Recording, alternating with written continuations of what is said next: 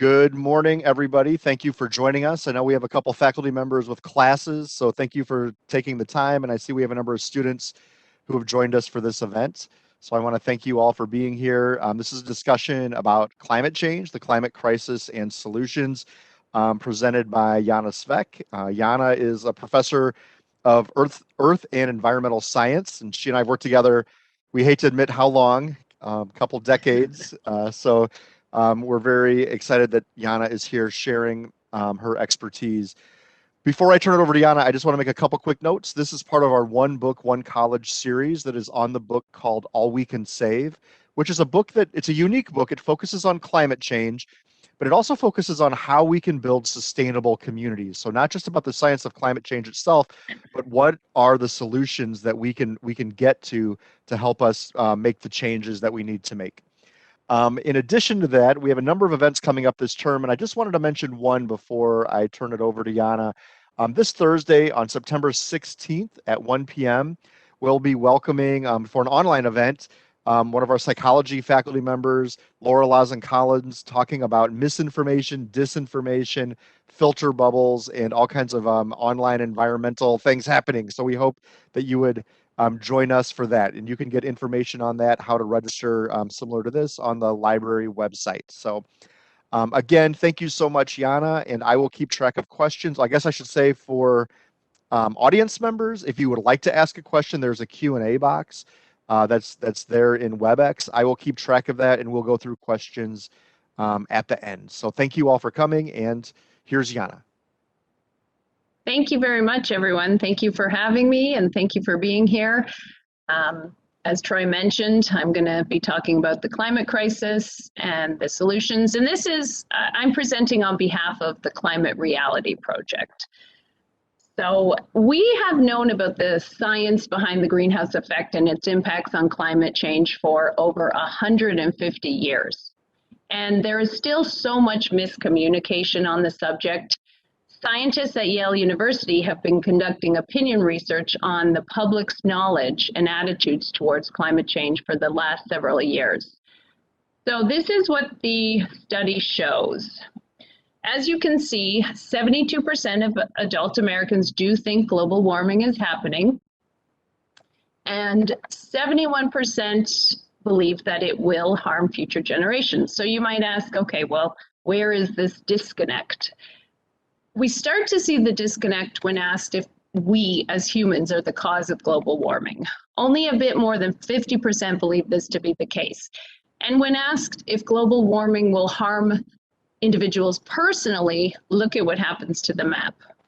It turns pretty much completely blue here, as only 43% of Americans believe global warming is an issue here and in the US, and that it does in fact affect us. And that's one of the issues we face when communicating global warming. Many believe that it's a global issue and not a local issue, and the problem is over there and in the future, but not over here and now. And an even bigger problem is that we don't talk about it. 65% of Americans rarely or never discuss climate change. And it's not much better here in Illinois, as you see. So we need to communicate much better when it comes to global warming, because we see the problem much further away and into the future, when in fact it's here and now. So as Katherine Hayhoe, an atmospheric scientist, says, the most important thing you can do to fight global climate change is to talk about it. So that's what we're going to do today. I'm going to cover 3 questions and look at climate change at both a global and local scale. And during this talk, you will hear a lot about the problems we face, and that can be quite daunting. But we do need to talk, as I mentioned, about the problems and the risks that we face so that we can also, fight for solutions and discuss some of the solutions. So there are 3 critical questions we need to talk about when covering global warming or the global crisis, global climate change. Must we change? Can we change? And will we change? First of all, must we change? Well, yes. And I will be talking about those reasons, and this is the daunting bad news of this talk, but first, a little bit about the basic science of global warming. And by the way, this has been understood by scientists since the 1800s, so this is not a new topic. So energy from the sun comes in the form of shortwave radiation. It hits the earth heats up, absorbs that shortwave radiation, and then re-radiates its own heat energy in the form of long-wave radiation. And some of that long-wave radiation or outgoing radiation is trapped by the atmosphere. And the atmosphere acts like the glass of a greenhouse. So there's certain atmospheric gases that act like the glass of a greenhouse, trapping in this heat, such as carbon dioxide, methane gas, and even water vapor. And that is a very good thing because this has kept our planet at a stable temperature.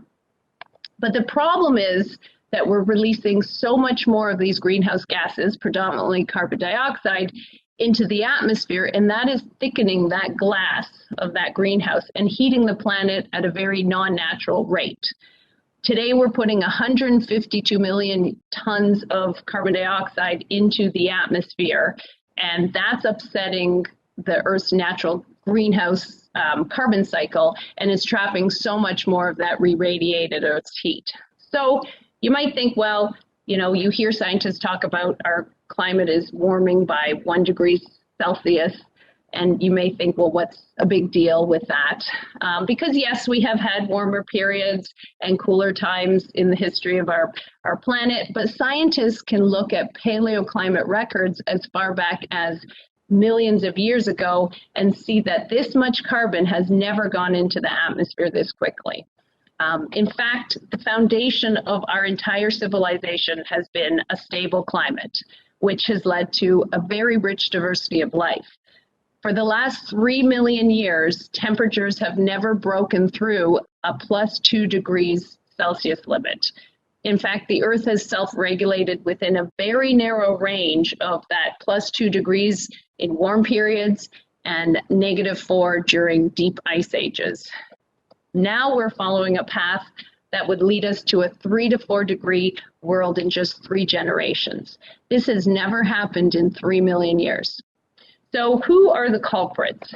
Well, there's many sources of human-caused global warming, pollution. These include agricultural practices, forest burning, thawing, permafrost, coal mining, everything that you see on this screen. But the biggest one is transportation. And that is directly burning fossil fuels. So one of the main sources is the cause of rising global temperatures is that burning of fossil fuels that we see, especially in transportation. Fossil fuels still provide more than 80% of the world's energy, and their emissions have gone up dramatically since World War II. And as a result of this pollution being trapped in the atmosphere, global temperatures have risen dramatically. This is a bell curve that shows summer temperatures in the Northern Hemisphere between 1951 and 1980. In the 80s, the whole curve has shifted to the warmer side.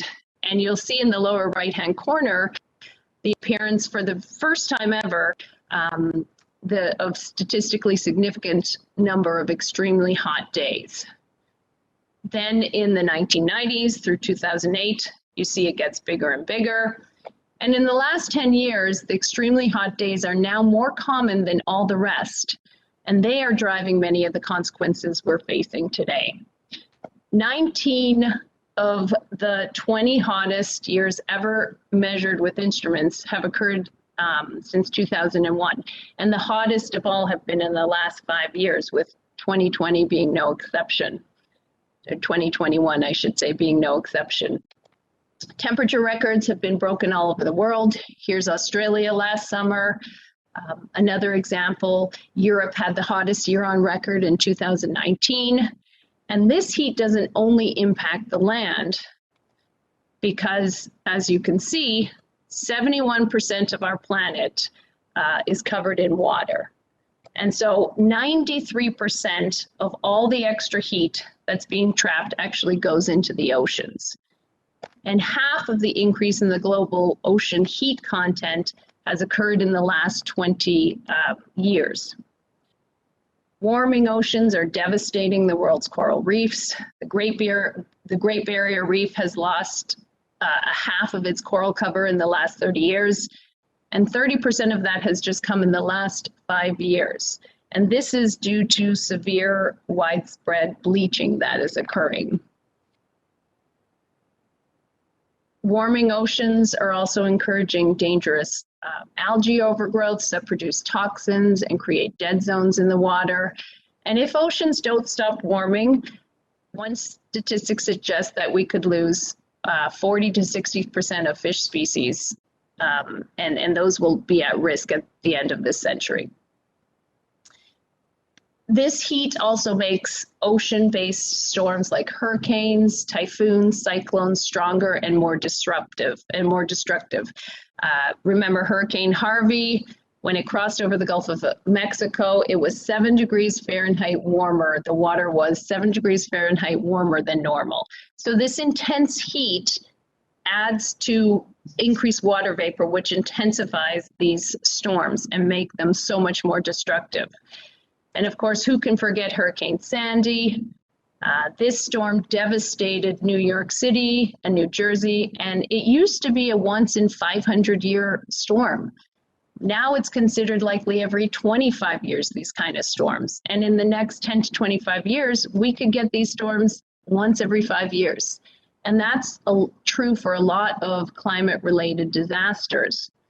And there's so many examples of destructive storms happening around the world. Look at Mozambique in 2019. We saw even more destructive storms this summer season. And when the ocean heats up so much, the amount of water vapor coming off the ocean increases. And this extra heat disrupts the water cycle. The amount of water vapor that evaporates off the oceans increases as the ocean warms, and then that water vapor is carried over the land and often falls in very large precipitation events. And so we're seeing massive rain bombs like this much more commonly. These storms are 4 times more likely now than they were just a few decades ago. And of course, this leads to record flooding all over the world. This is Kenya last year. In India, monsoons are much stronger now. Last year was 50% stronger than normal years. Here's Michigan last summer.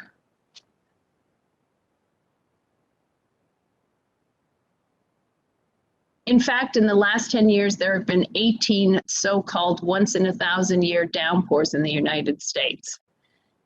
And this extreme heat that leads to flooding in some places also leads to serious drought in others. And of course, these droughts and high temperatures intensify the severity and incidence of wildfires. And so we're seeing major wildfires like this in Alberta in 2016, where over 100,000 people had to be evacuated. In Australia in 2019, fires destroyed more than 14 billion acres of land and killed over 1 billion animals. Of course, we're seeing that in California. Last year, the fire season in the western US was more than 100 days longer than it was in the 1970s, and that continued this summer. Storms, floods, drought, and fire, unfortunately, are not the only consequences of global warming. Glaciers are melting at an incredibly fast pace. This photo was taken in the summer of 1935 in Greenland, and the second one is in 2013, not even a century later, and you can see that that glacier is almost gone. Melting ice in Antarctica has accelerated dramatically, and all of this melting has to go somewhere, and so it goes into the ocean, which raises sea levels worldwide, and as a result, more flooding. Octopus typically don't hang out in parking lots in Miami. Now high tides are generally, high tides now regularly flood the streets of Miami Beach, as well as several other coastal cities around the world. In fact, Miami is the #1 city at risk in terms of assets. And if you look at cities at risk in terms of population, we see many large cities in developing countries are very much in danger. And if parts of these cities become uninhabitable, where are all the people going to live? Climate crisis also poses a medical emergency. Infectious disease, heat stress, air pollution, and waterborne diseases. These are all influenced by a changing climate and definitely not in our favor. Many tropical diseases are expanding their ranges as regions further north get warmer. And as climate changes, along with other factors such as ecosystem loss, it is contributing to the worst extinction event since the extinction of the dinosaurs, which was 65 million years ago. So that is pretty shocking. One of the worst extinction events in 65 million years. And of course, much too often there's social injustice for at-risk communities who are marginalized to live in areas most susceptible to environmental hazards. And thankfully, this is becoming a forefront in our conversation. So here is the overall part of it.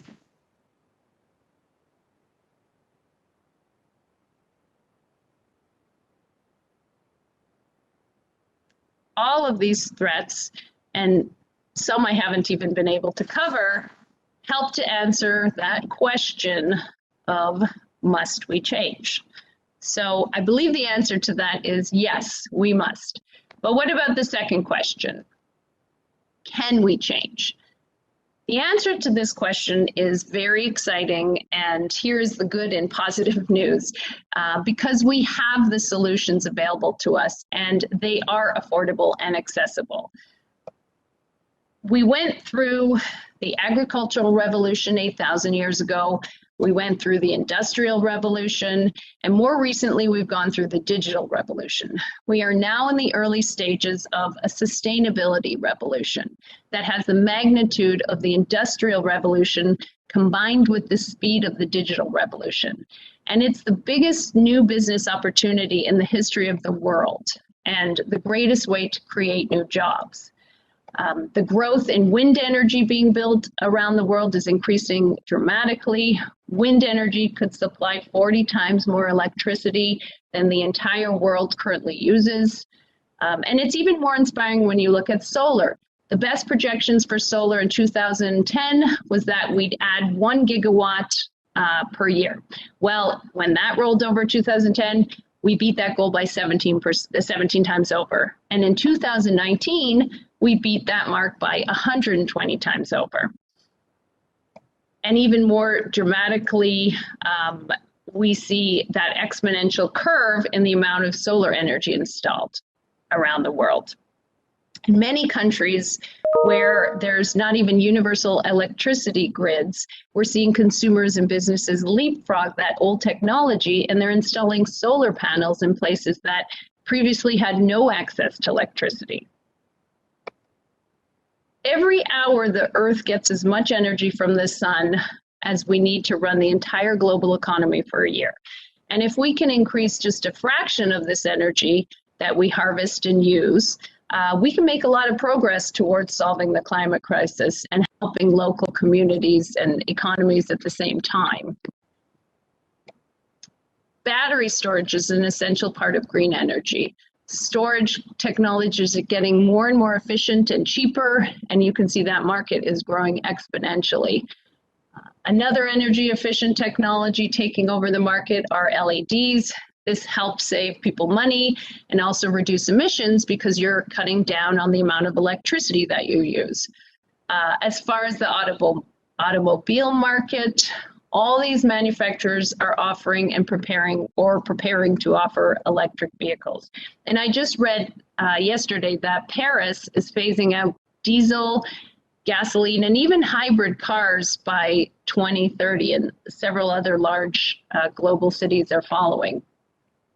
Tesla, which pioneered some of the most exciting electric vehicles, are now getting into the 18-wheeler market. And this electric semi will have a range of 300 to 500 miles using just battery alone, which is really incredible. The bus market, within 5 years, half of all the buses in the world are going to be electric. So back to that question, can we change? Well, yes, because we already have changed. We already have that technology. So what about the final question? Will we change? Well, here is also some exciting news. Most of you probably know in December of 2015, the Paris climate negotiation in the Paris climate negotiation, every nation in the world agreed to phase down greenhouse gas pollution to net zero emissions as early as the second half of this century. And meanwhile, here in the US, 24 of our states, representing well over half of American people, have already gone further than required by that Paris Agreement. And these are all cities that have already made a commitment to go to 100% renewable electricity, and some have already reached that goal. If you look at new investments in the US clean energy, they're certainly going up, and that will continue. And in the global economy, over 240 multinational companies have made a pledge to go 100% renewable energy. And finally, the sustainability revolution also includes agriculture.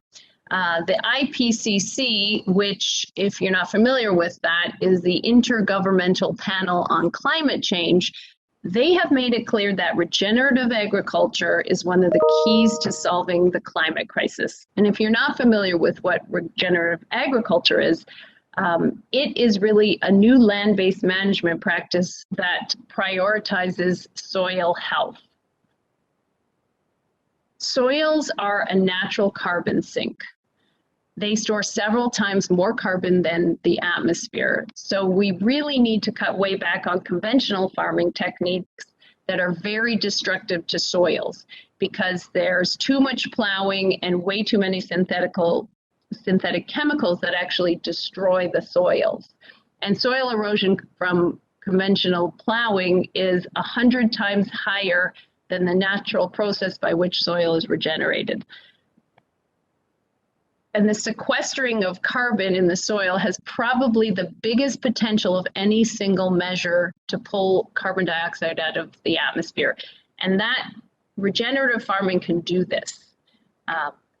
The key practices of regenerative farming include zero or very low till farming using cover crops and crop rotation, agroforestry, which means farmland that's integrated with trees and shrubs, nutrient recycling, the use of biochar, which is a charcoal-like decomposed biomass, and then a very important and integral part of regenerative farming is managed livestock. So this means free-range, grass-fed livestock that can roam the land and aerate the landscape. So we've talked a lot about global issues, but a little bit more about what's happening here in the Midwest. Because a lot of people think we're getting a pass since we're not on the coast and we're not subject to wildfires, but we are definitely not getting a pass. So what are some of the impacts in the Midwest? And here's a little bit more bad news. The impacts to the Midwest include, of course, extreme heat, flooding and drought, pests and pathogens, which leads to some loss of agricultural productivity, tree species are declining, and overrun sewers. There's actually a shifting in the summer climate here in the Midwest. This is what Illinois and Michigan summers are predicted to look like mid and end century. So that's pretty shocking. We are going to be a southern climate. If we already feel like we are right now, but even more so. That shifting climate also results in a major loss of trees in the forest that stretch across the northern Midwest.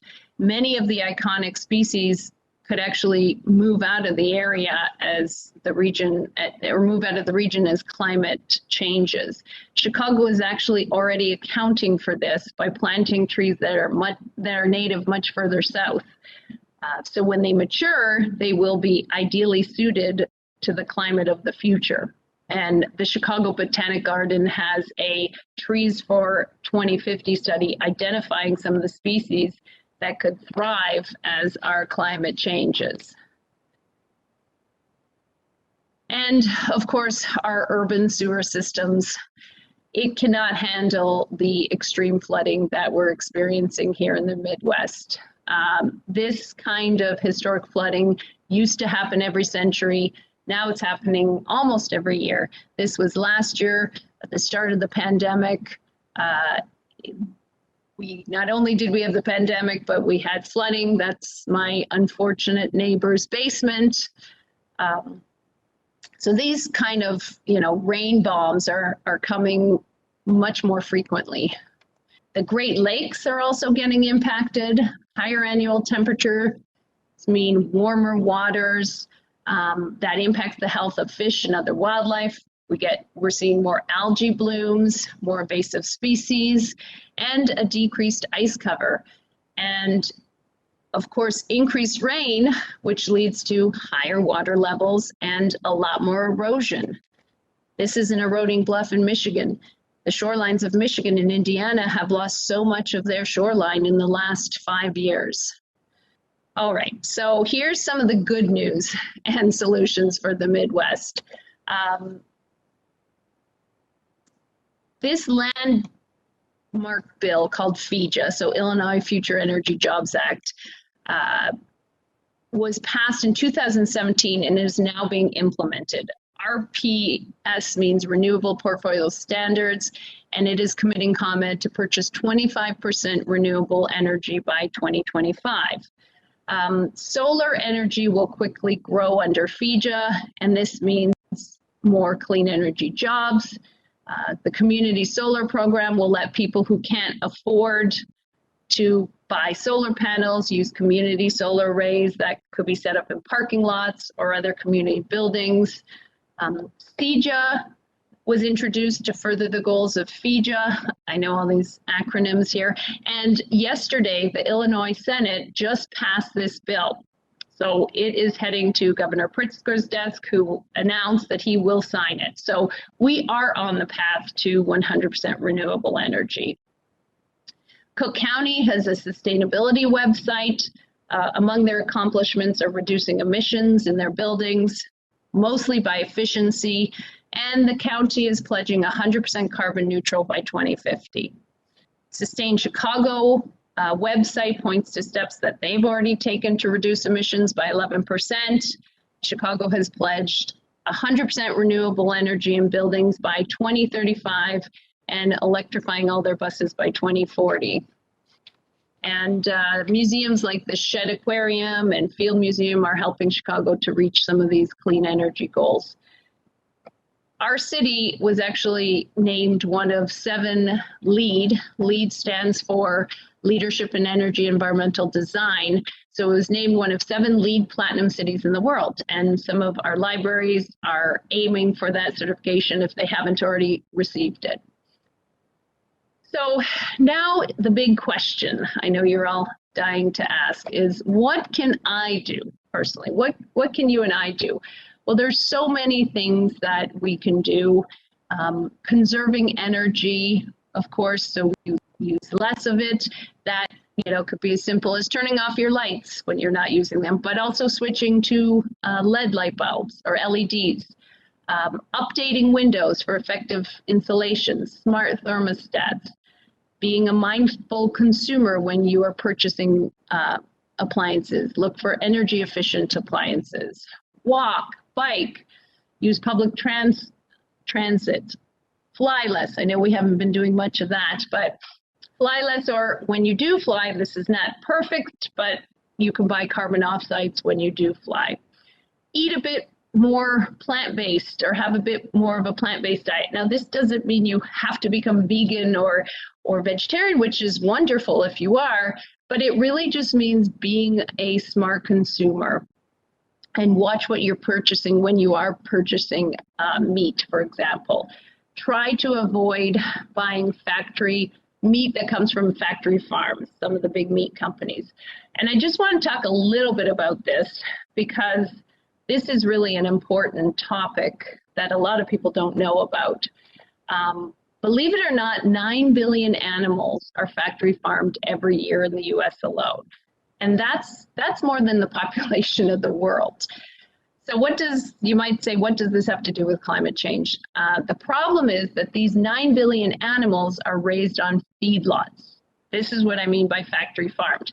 And this is very different from animals that are free ranged and grass fed in those regenerative fields that I talked about, because they do maintain a healthy ecosystem and in fact do help our climate. But these factory farmed animals that are raised with no grass, they are fed corn and soybeans, which is a very very unnatural diet for them. And that leads to a lot of digestive problems for them. And so steroids and antibiotics and other things that have to be introduced. And this feed corn and soy is actually what makes up now almost all of the Midwest farms. And those Midwest farms used to be made up of a whole diverse ecosystem of prairie grasses and forbs that used to sequester carbon from the atmosphere. But instead, all of that corn and soybean is grown, they're all monocultures, and they are grown to feed these 9 billion, or contribute to feeding these 9 billion animals. And also these factory farmed animals are directly emitting greenhouse gases from their own bodies.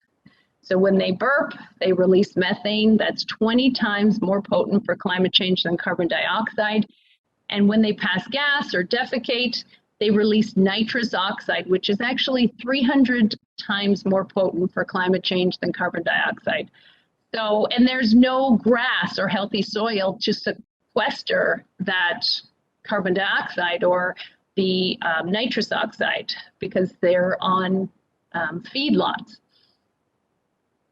In fact, together, the world's top 5 meat and dairy corporations are now responsible for more annual greenhouse gas emissions than Exxon, Shell, and BP.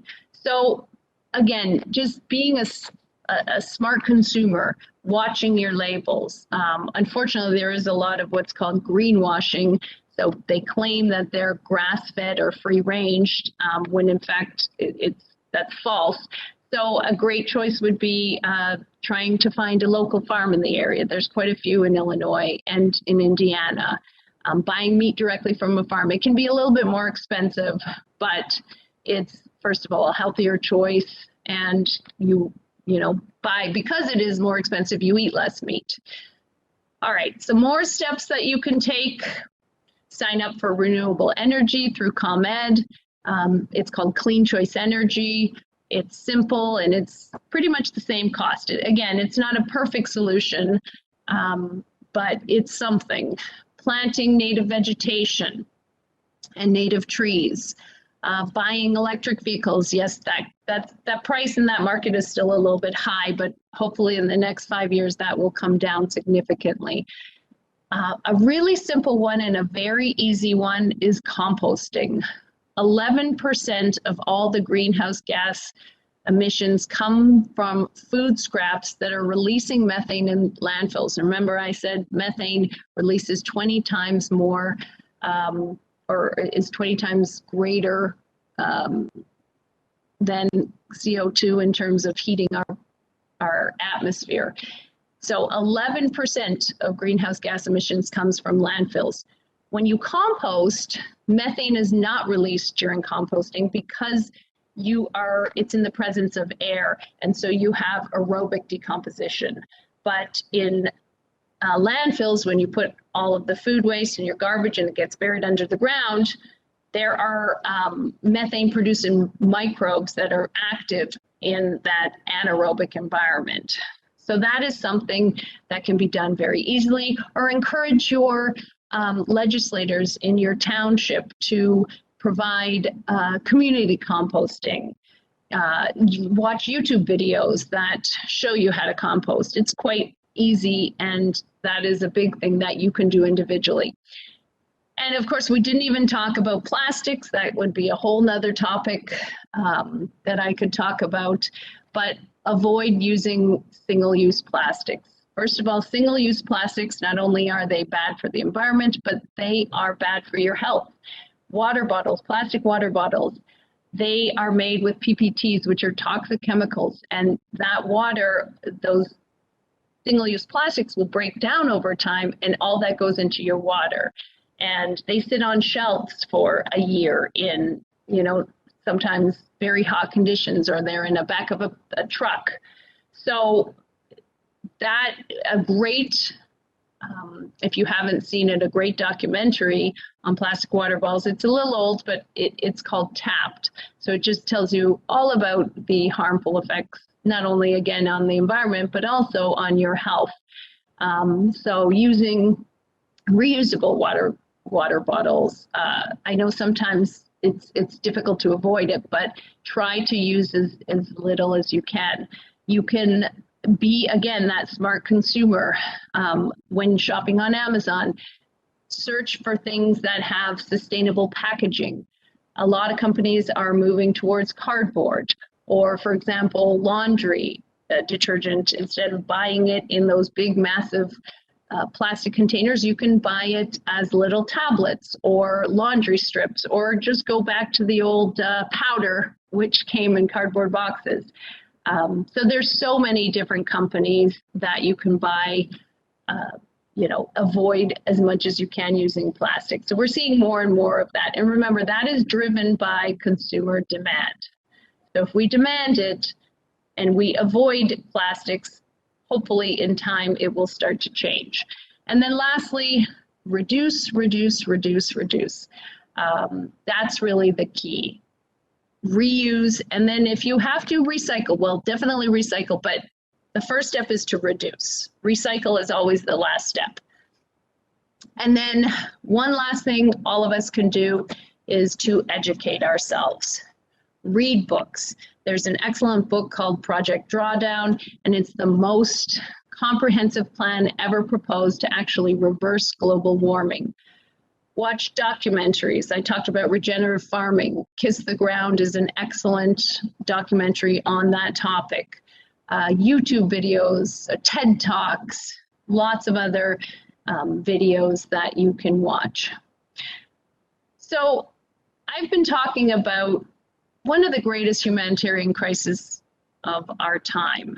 And while the planet will survive, it's really our civilization that is at risk. The planet will make it through. We are the ones that are at risk. So, but there's so much hope as well. And there's so much that hope demands action. And there's so much that you can do. So please join those who are speaking out, voting, and making everyday choices to fight global crisis, global warming, and the climate crisis, because your vote, your voice, and your choices really, really do matter. Every individual has an impact, and together we can make a difference. So thank you very much. Thank you, Jana. That was excellent. We haven't had any questions pop up. I just want to ask our audience if there's any questions they'd like to throw out. One thing that I would ask, Jana, maybe while we're waiting for other questions, is what's your feeling of the need to rely on nuclear energy? I didn't hear that come up, and I know that's a tricky one, but I know there's a lot of conversations in Illinois related to the future of our coal-fired plants and then the future of nuclear. Well, I mean, I think that I just saw something pop up, but that's a pretty different conversation. I think that nuclear is sort of last choice because of the extreme hazards and the pollution that can come with it. I think right now we have so many more options of clean energy jobs that can come out of solar and wind, and there's so much more potential for them still to come. So that's a tough question. A great question, but I'm not a big, huge fan of nuclear energy. Okay. Yeah, good. So there's a question from Marcus Collins. Says, instead of using plastic water bottles and buying cases of water, is a water filter better for the environment? Yes, that's a great question, and I meant to say that. Yes, Brita water filters. Now they don't filter out everything, but I will say, our Chicago water is very good, and it goes through a major treatment process. So yes, that's an excellent choice. And we do have water stations on campus, so just sticking a water bottle in your backpack. There's so many places, and not just here, but all around, you're seeing these water stations that are filtered popping up everywhere. So yeah, great question. Another question from Nick: do the little things like turning off lights and not running the tap matter? Yes, they do. And that's what I was trying to get across is every little thing matters. Okay, we'll not solve the entire climate crisis, but little steps lead to bigger steps, which lead to even bigger steps. And as I mentioned at the very beginning of the talk, really talking about this, talking about with your friends, what are you doing? How do you use your energy? How do you compost? You don't have to force it on people, but you can have conversations. Great question. A question from Connor. You talked a lot about how we are changing and that we have made climate commitments. Is what we're doing enough, or does more have to be done? That's also a great question. Right now, we have a lot of commitments, and some of the problems are sometimes those dates come and go, and we haven't seen that progress. So I think just there still is more that we can do. There definitely is a lot more that we can do, but those commitments are one of the steps towards getting to that point. So yes, there's still more work that can be done. A question from Jennifer: what is Moraine doing to reduce waste, and are there any future plans to create more projects or collaborate with other green initiative organizations? Well, that's also a great question. I think there's more steps that Moraine can take. I would love to see composting on our campus. Right now, it's been very tough for the last year and a half because of COVID. We've actually taken quite a few steps backward, especially with the plastics. But yes, there's more. I mean, we do have solar and we do have wind energy that the buildings on campus use, but I would love to see lights. We do have lights on timers, but I do think we do sometimes use too much energy, and it would be nice to see some of that being reduced. So yes, all of that can be organized by students. So yes, students out there. Oh, and I see that biology does have composting, which is awesome. So we need to get that across. So I think biology needs to bring that to the entire campus. It is sort of ironic in this time as we're looking at this for our one book that our campus sustainability manager has left, which is how it goes. And because of budget issues, we haven't filled that position. So I do think there's a need for all of us as current employees to take that leadership to make some of the changes, because that person we don't have anyone in that role right now. Another question: I recently started eating more plant-based foods and more fruit. How does plant-based meats help the environment? I don't know the answer to that, so I'm not going to talk about plant-based meats because I don't eat those myself. I do eat meat. I'm not a vegan or vegetarian, but I have cut back on meat, and I only buy from, it's called, the farm that I buy from it's called Seven Sons. So I am cutting way back on meat consumption. And so I don't know the answer to that. I mean, I think the point of that is just to reduce, buying some of that factory farmed meat. I'm not quite sure what's in the plant-based meat, to be quite honest. So that's a great question, and you can try to find the answer to that and get back to me. And there's a question about clubs. There is a club on campus called the Go Green Club, and it's sort of with the pandemic being reborn. And one of our librarians, who's great, Tish Hayes, is the new coordinator for that. And so if anyone on here is interested in joining that club, I just put my email in the chat. It's just swanson@morainevalley.edu.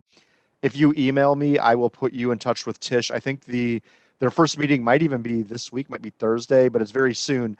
And there's, it's a low commitment, come when you can, but they're trying to build connections and projects in the near future. So definitely please join that. That's great. And maybe some of the biology students, because Jennifer said there's composting there, maybe we can transfer that and try to adopt that in the student center. Seems like a nice project, or at least to help spread the word or support. Yes. Yeah. How much of a difference is a fully electric car make compared to a hybrid car? Well, hybrid does use, what happens is there's battery in hybrid, and when you drive, you actually will power up that battery. I don't know that technology great. I'm probably not a great person to ask this question, but electric vehicles, they only have a certain range, and then they do, convert to gasoline, some of them, unless it's 100% electric. So when it's 100% electric, you have to plug it in to, of course, an electric source. So you are using electricity. There is a bit of a downfall with that in terms of the US, because 50% of our electricity in the US comes from burning coal-burned power plants. So, there's still a little bit of controversy in that. That's not true, though, worldwide. So a lot of the stuff that I was talking about is kind of worldwide, but it's definitely still a step towards reducing our emissions. There's a question out of the Q&A from one of our faculty members, Chris Matusik. She's asking about resources to gather good information on climate change. And of course, as a librarian, I have to give a shout out to our library resources. We have some really nice databases, especially our CQ researcher is really great at taking a big topic like climate change and breaking it down into pieces and making it accessible. But beyond just contacting us, Jana, do you have any recommendations for sources, or maybe the Climate Reality Project might have resources out there? Well, and if not, that's okay. Put you on the spot a little bit. You know what that does? I would send you to Project Drawdown. You can go to their website. It is an excellent book. So that's one of those, and they'll have also some resources there. So it's called Project Drawdown. But yes, there's so many resources that Troy, I'm sure you have available in the library.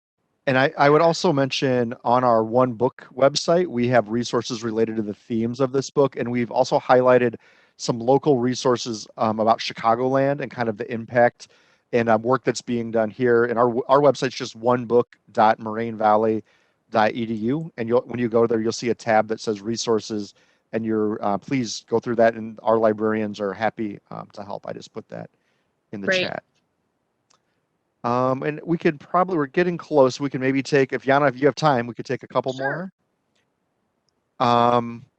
What's the biggest contributor to the rising temperatures? Human activity? ? What countries are contributing the most? Well, yes, human activity. It's the amount of carbon dioxide that's being released. I mentioned at the very beginning of the talk that we can take paleoclimate records. So this is drilling into ice sheets and looking at what the atmospheric concentrations of carbon dioxide were, at the time of the Vikings. So we can compare the carbon dioxide levels 10,000 years ago with the ones that we see today. And it's an exponential curve. If you've ever seen Inconvenient Truth, that was one of the biggest things to come out of that movie, was just how much carbon we're dumping into the atmosphere. So yes, it is. And it's really developed countries are huge all countries have some contribution, but I keep saying that, I apologize, developed nations are one of the biggest culprits. The amount of, use the most amount of energy worldwide. And maybe just a closing question. I think mentioning the pandemic seems to be timely these days. And has the Yes. pandemic been I mean, it seems like people stayed home. Have we Yeah. learned? Has it been an experiment, natural experiment? Has it made things worse? What are your thoughts on the pandemic in relation to climate change? Well, it was interesting because when everything shut down, I mean, in March, it seemed to be that we were starting to see some ecosystem changes. So I think it had, you know, maybe definitely a positive impact, but I don't think that is just long term. We're going to get back to, traveling has increased again, which is a good thing, of course, but I don't think that there was anything that significant that contributed to any major changes on the positive side necessarily. But maybe people during the pandemic watched more documentaries on global warming, had more time to look into some of these. So, maybe we're starting to get more educated. As I mentioned, talking about it really needs to be on the forefront of our conversations, and demanding changes through legislation and government. That's really where it has to come. And that's probably a good place to stop. Thank you so much, Jana. And just as a way of commercials, I want to remind everybody about the event on Thursday about misinformation and disinformation. Also coming up in October, we have some more climate-related events. First off, there's some great volunteer opportunities that will be led by Jana. We're actually going into the prairie that's to the west of campus that Jana helps to manage, and collecting seeds from the native plants, which we'll use to help keep a healthy prairie into the future. So anyone can sign up and join us for that. That'll be a nice hope. I promise beautiful weather. I'm already working on that. So join us for that. There's also some prairie tours coming up that Jana is going to be leading, where we can take a really close look at our local ecosystem and how our prairie operates. And then also some events about native plants and about the impacts of climate change on island life in the Pacific, or I'm sorry, in the Atlantic, sorry.